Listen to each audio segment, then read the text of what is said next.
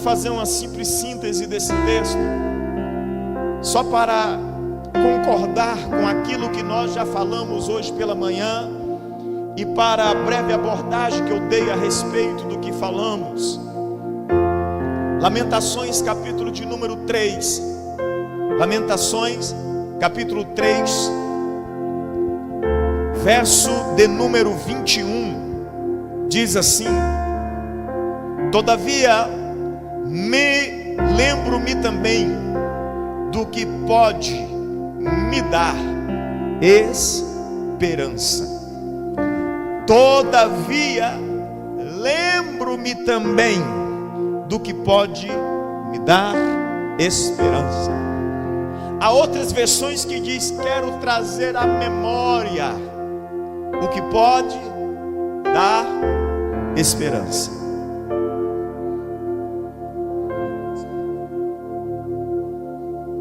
Quero trazer à memória o que pode me dar esperança. O livro de Lamentações de Jeremias é um marco importante na história do povo de Deus.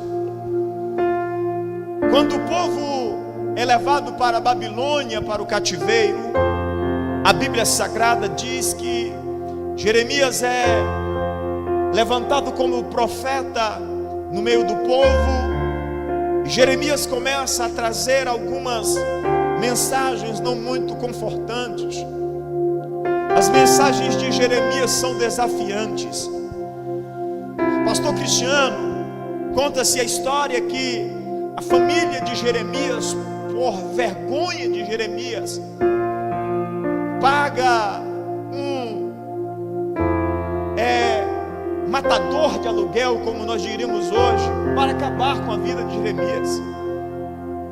A própria família de Jeremias faz isso, porque a mensagem de Jeremias era uma mensagem confrontante para um povo que estava vivendo uma crise como a que o povo de Israel estava vivendo. Aqueles que não haviam sido levados, haviam sido deixados no meio dos monturos. E segundo narra a história bíblica, Deus levanta Jeremias no meio dessa crise. Jeremias, ainda muito novo, diz para o Senhor: Senhor, eu sou menino, eu não sei falar. E aí Deus responde para Jeremias: fique tranquilo, porque eu irei falar. As palavras que você falar, eu colocarei na sua boca. O profeta Jeremias se levanta nesse tempo em que a nação está em sofrimento. O sofrimento de Jeremias também é muito grande. Jeremias sofre muito com acusações. Jeremias sofre prisões. Jeremias é colocado dentro de poços. Jeremias é preso dentro do pátio da guarda. Jeremias tem assassinos profissionais atrás dele para exterminar com a sua vida. Mas Jeremias continua sendo essa voz profética no meio de calamidade, no meio do caos, dizendo: eu fui levantado para ser protagonista de uma história.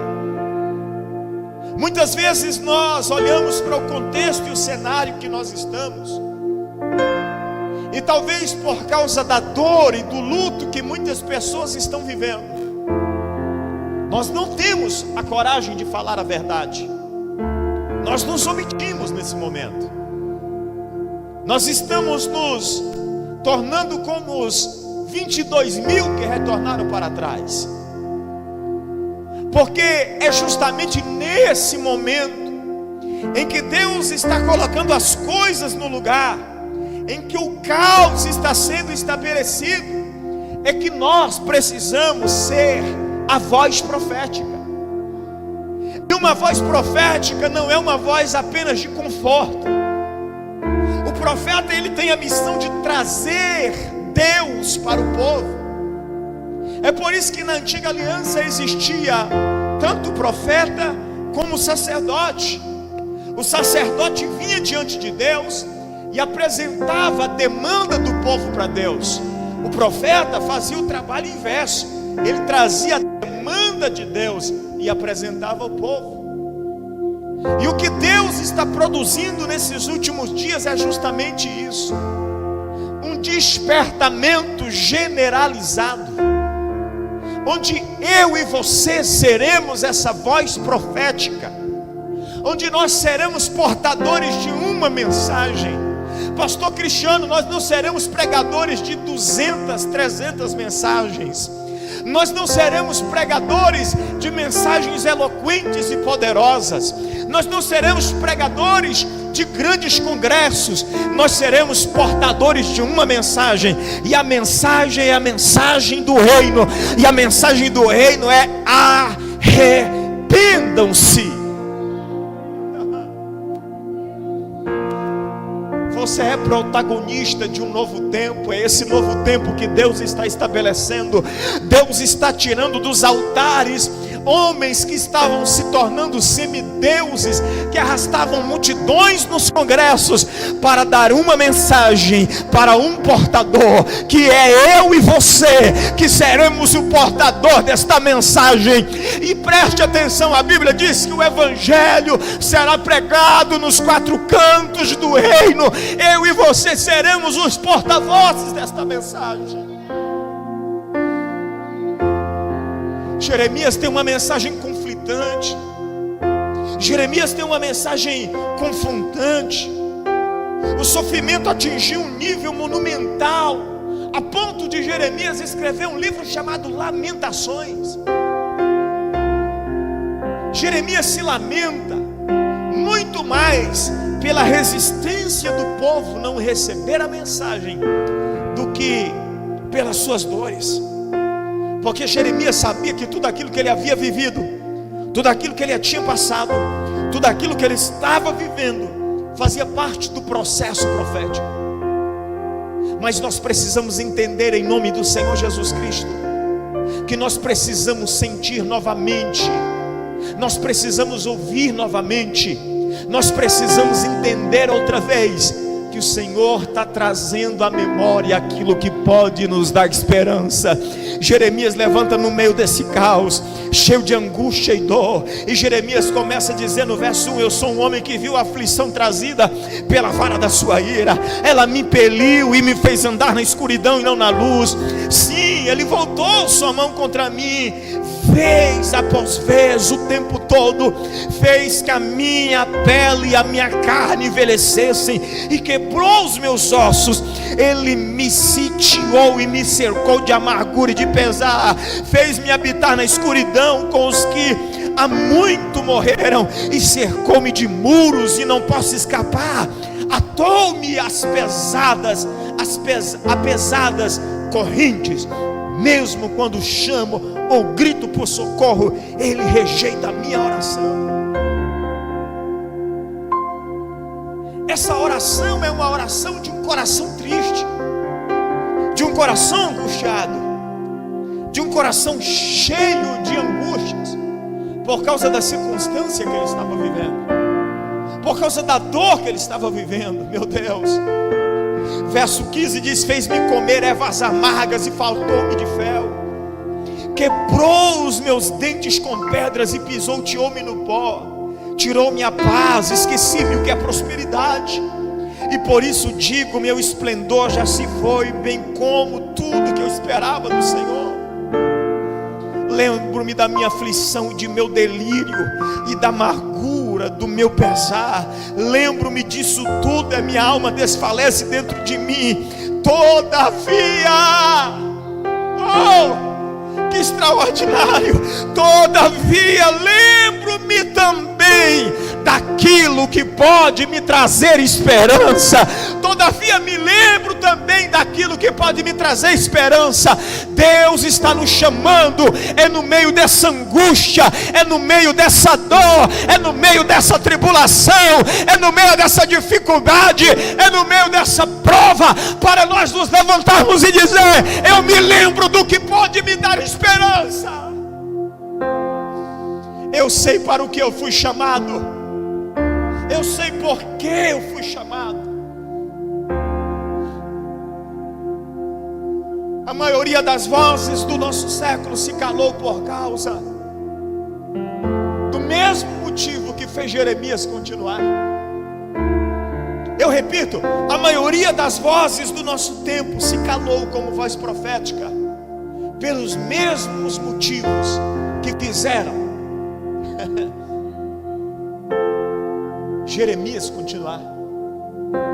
A memória é o coração da esperança, e a esperança é o coração da vida. A memória é o coração da esperança, e a esperança é o coração da vida.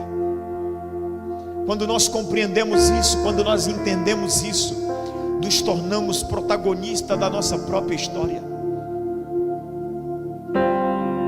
Existe muitas pessoas vivendo como coadjuvante da sua história. Eu disse hoje pela manhã, nesta igreja não haverá coadjuvantes.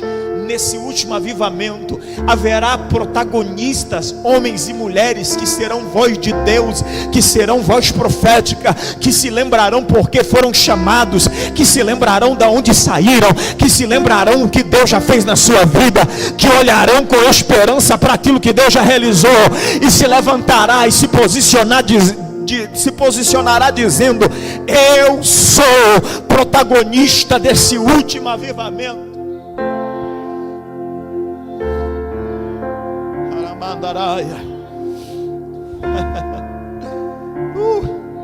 Meu Deus, Jesus.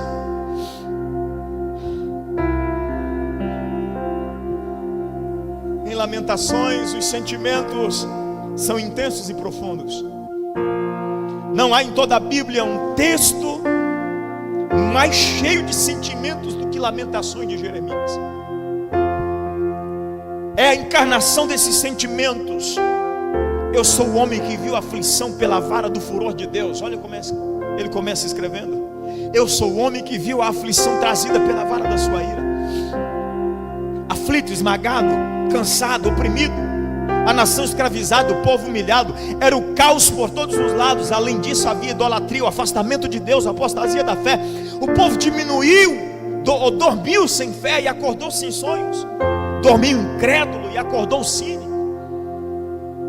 Conformado, em desespero ele clama: olhem, olhem, veja se a dor como a minha dor. É uma espécie de antecipação das suas dores. Mas quando ele está no auge da sua dor, parece que ele vai cair e se desmontar todo no chão. Ele cai em si. Você sabe quando esse último avivamento vai acontecer? Quando nós cairmos em si.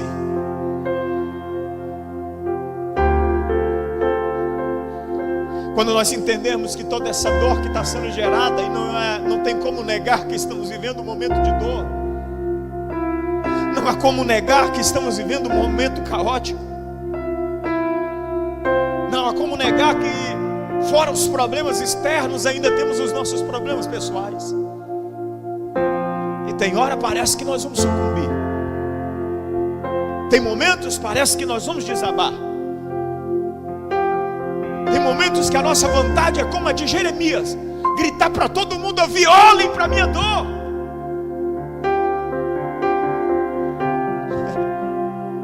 Mas é esse momento que Jeremias cai em si.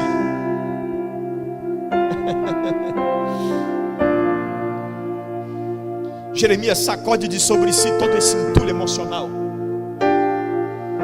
recompõe-se e diz: não permitirei que a minha vida seja apenas um baú de más tristezas, tristes recordações. Não permitirei que o meu coração se transforme em poço de amargura. Não permitirei que a minha mente seja uma rede de fracassos e decepções. Não, chega, basta. A minha memória não será para sempre a memória da dor. Não, eu quero trazer à memória o que pode me dar esperança.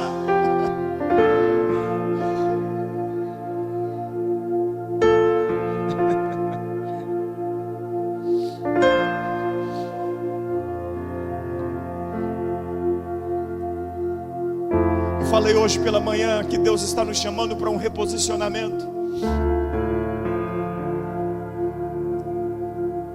Durante Durante muitos anos nós associamos a volta de Cristo com dores.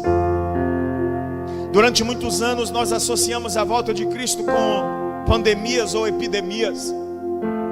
Durante muito tempo nós associamos a volta de Cristo com terremotos e rumores de guerra.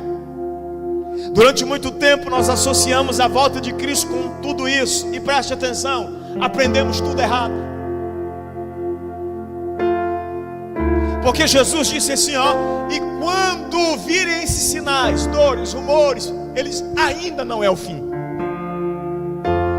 Está no capítulo 24 de Mateus. Olha o que ele disse para os discípulos: eu vou dar para vocês alguns sinais. Que sinais são esses? Dores, rumores de guerra, as estrelas cairão do céu, haverá tremor na terra, pai matando filho, filho matando pai. Ele começa a dar uma série de sinais que antecipariam a volta, mas ainda não era o fim. Aí nós vemos qualquer desgraça como essa e começamos: Jesus está voltando, Jesus está voltando. Olha para mim, para você entender, ainda não é o fim. Sabe quando que eu vou entender que é o fim, pastora Cleonice? Quando esse avivamento estiver acontecendo, quando esse evangelho estiver sendo pregado nos 4 cantos da terra, quando o evangelho do reino estiver sendo pregado em todas as nações. Arrependam-se, arrependam-se, é chegado o reino de Deus. Arrependam-se, é chegado o reino de Deus. Arrependam-se, é chegado o reino de Deus. Então eu tenho uma certeza, uma convicção: então virá o fim.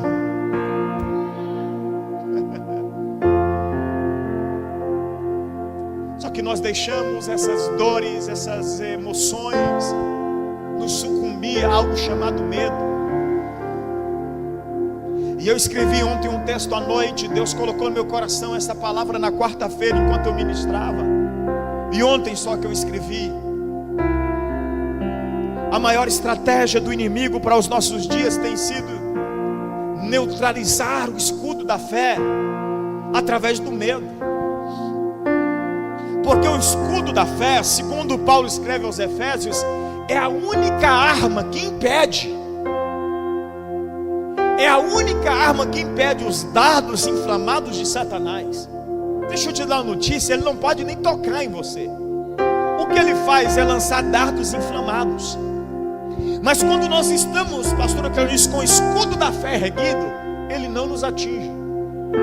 Então ele arrumou uma estratégia, já através do medo. E eu indico para vocês esse livro, é sensacional. C.S. Lewis escreveu ele no ano de 1946, mas parece que ele viajou no tempo, no ano de 2020 e 2021, e viu toda a nossa situação e escreveu um livro. O livro chama Cartas de um Diabo a Seu Aprendiz. E o aprendiz do diabo se chama Vermelindo. É uma narrativa. O diabo está ensinando um aprendiz como ser diabo. E ele escreve 24 cartas, onde há uma carta e a sua resposta. E uma das cartas é sensacional, porque ele começa dizendo assim: Vermelindo, nós estamos há milhões de anos tentando destruir a igreja. Como que você obteve esse êxito? E ele diz: foi fácil. Eu gerei no meio da igreja o medo. Foi fácil. Aí o medo começou a provocar confusão. A confusão começou a provocar divisão. E a divisão foi o ápice para mim acabar com a igreja. Aí ele termina a carta dizendo: Vermelindo, como você foi inteligente. Como nós não descobrimos isso antes. A estratégia do inimigo para esses dias se chama medo. Porque quando o medo atinge a igreja, a nossa fé é neutralizada, e sem o escudo da fé é fácil Satanás nos atingir. É por isso que Paulo está escrevendo para Timóteo, um jovem pastor da igreja em Éfeso, com aproximadamente 45 anos de idade, um homem que recebe a imposição de mão do presbitério. que agora está escrevendo para Paulo e dizendo: Paulo, está difícil demais pastorear Éfeso. Éfeso era uma igreja de anciões, de homem com mais de 60 anos. Timóteo, como pastor da igreja, tinha que repreender esses homens, e Timóteo era muito tímido. Aí ele escreve para Paulo dizendo: Paulo, eu não consigo. Aí Paulo dá a devolutiva para Timóteo, e ele escreve dizendo: Timóteo, não despreze o dom que foi te dado por imposição das mãos dos presbíteros. Deus não nos deu espírito de medo, de covardia. Aí ele diz assim, ó: Deus nos deu espírito de ousadia. Esse é o espírito que a igreja vai se empoderar. Esse é o espírito que a igreja vai se revestir. Esse é o espírito que a igreja vai tomar posse nesses últimos dias. E nós iremos protagonizar uma nova história e viveremos coisas extraordinárias antes que Cristo nos chame nas nuvens para ir morar com Ele.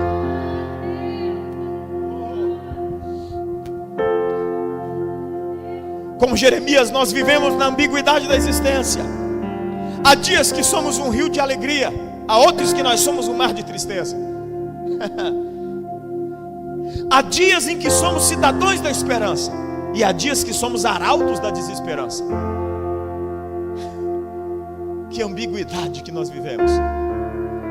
Aí ele continua dizendo: há dias que somos campeões da fé, ninguém entra na nossa frente que a gente passa por cima. Mas há dias que nós somos soldados da derrota.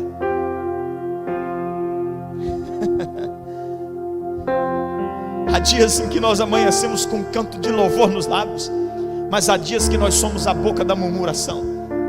Há dias de luz, mas há dias de trevas. E essa ambiguidade faz da vida uma dialética entre o sim e o não, o que é e o que não é, o que quero e o que não quero, o que posso e o que não posso. Como nós temos vivido essa ambiguidade nesses dias? Meu Deus.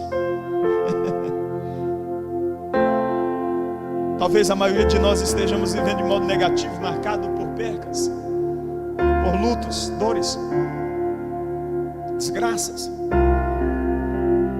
Talvez a maioria de nós estamos olhando apenas para aquilo que perdemos. Perda da fé, perda da doçura, perda de ser, perda da paciência de esperar, perda da alegria de crer, de confiar, de ouvir, de ver, de sonhar. Somos assim. Alguns dias somos um posto de desesperança. Só que nós precisamos fazer como Jeremias no meio do caos, dizer: chega, chega, eu não aceito mais. Eu não aceito mais. Oh Deus, também precisamos, como Jeremias, trazer a memória daquilo que pode nos dar esperança.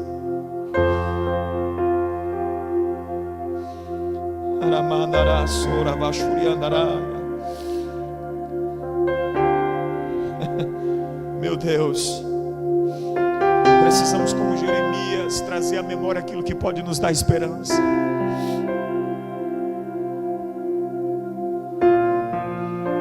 Toda vez que as crises batem na porta da minha vida, eu me lembro de duas coisas. O dia que eu disse para minha mãe: mãe, eu não creio em Deus. 15 anos de idade, desviado da igreja, revoltado com Deus. Eu disse para ela: eu não creio em Deus. Deus é uma história que nos contaram. A minha mãe me olhou sorrindo e disse: filho, não é um problema meu, porque quando você nasceu eu te entreguei para o Senhor. Eu sei que eu te entreguei para o Senhor e eu sei o que você vai ser.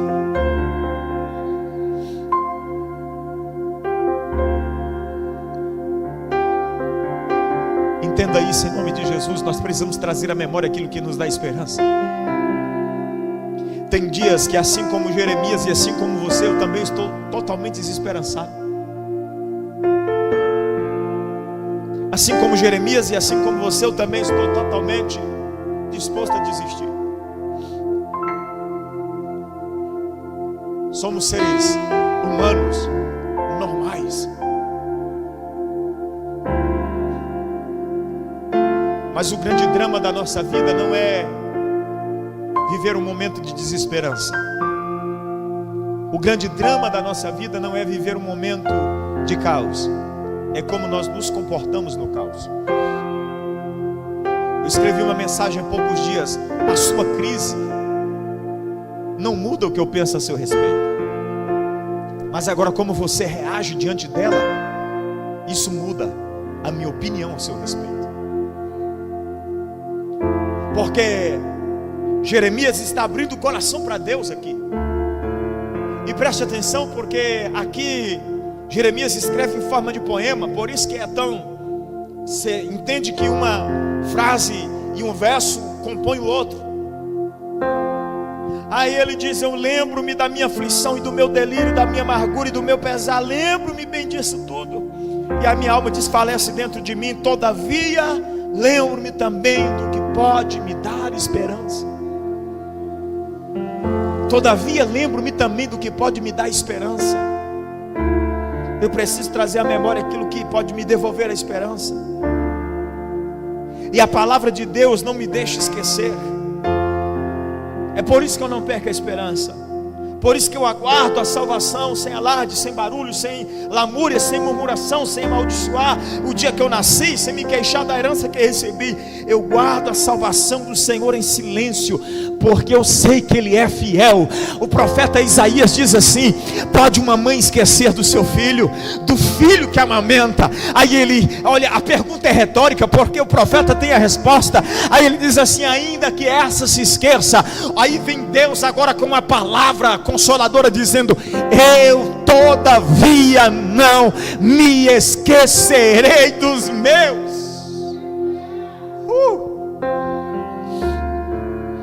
Outra razão para eu não perder a esperança é que Deus é um Deus cheio de compaixão. Jonas é mandado para Nínive para pregar uma palavra de destruição. 3 dias Jonas anda nas ruas de Nínive, dizendo: Deus vai destruir a cidade, arrependa-se. Deus vai destruir a cidade, arrependa-se. 3 dias. E depois de 3 dias Jonas consegue caminhar toda Nínive pregando uma mensagem de arrependimento. E quando Jonas termina e sobe para a montanha, se deita debaixo e fica ali esperando para ver o que Deus vai fazer, o povo se levanta, se reposiciona. E a Bíblia diz que naqueles dias até os animais jejuaram. Uau! E a Bíblia diz que Deus se arrependeu do mal que traria sobre Nínive.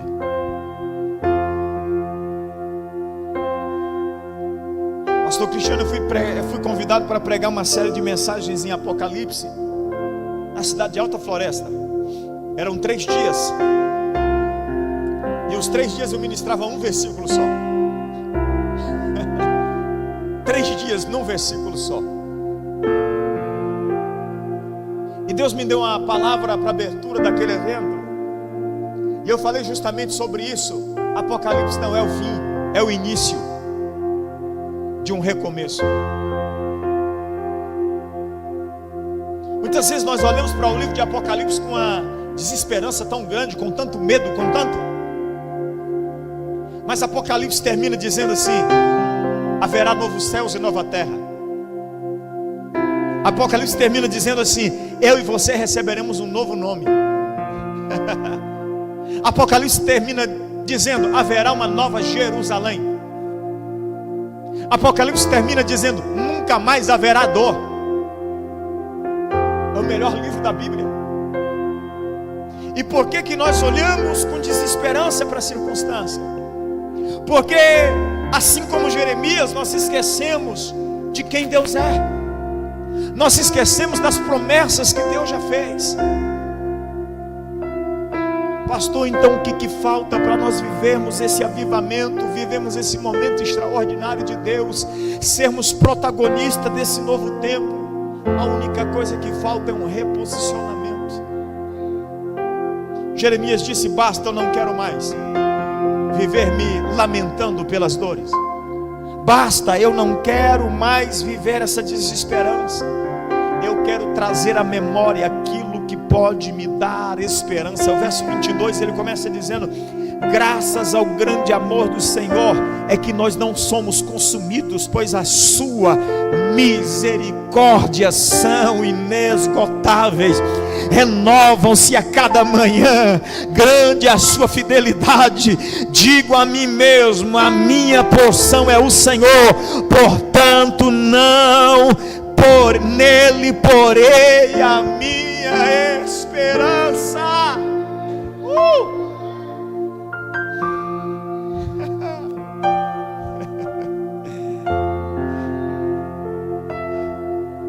A minha porção é o Senhor. Olha aqui, irmãos, o verso 24. Eu levantei um desafio hoje para a igreja em Feliz Natal, e vou levantar esse desafio.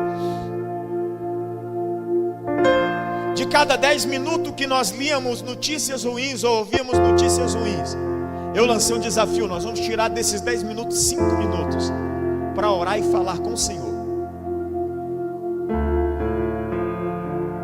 Ontem eu compartilhei com vocês um vídeo, isso é ciência, que 5 minutos de notícias ruins geram 5 horas de baixa imunidade no nosso corpo. Se você assiste 24 horas ou 24 minutos de notícias ruins, consequentemente você tem 24 horas de baixa imunidade no corpo. Você entende que o nosso corpo responde àquilo que é celestial? Paulo escreve aos Colossenses no capítulo 3 dizendo assim: pensai nas coisas que são do alto e não nas que são da terra. Paulo continua dizendo: buscai as coisas que são de cima e não as coisas de baixo. Aos Tessalonicenses ele escreve: a nossa pátria não é daqui. A nossa pátria não é daqui, a nossa cidadania é dos céus.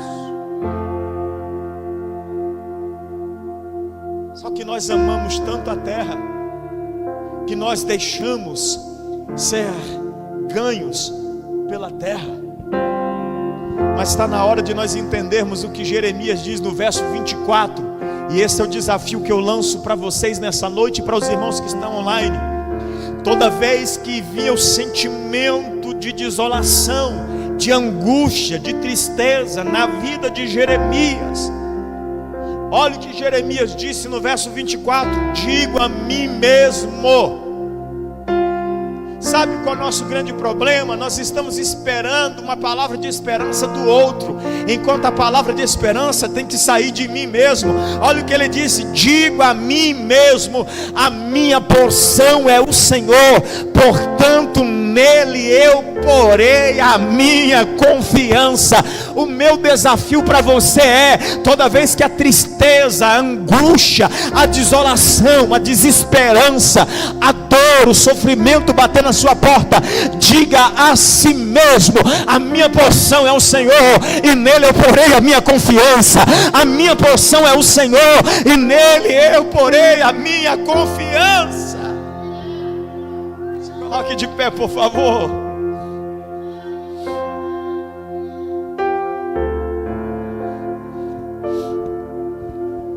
O pouco que eu li para você aqui é a introdução de um livro chamado Memória da Esperança. E esse livro começa dizendo essa frase que eu disse: a memória é o coração da esperança e a esperança é o coração da vida.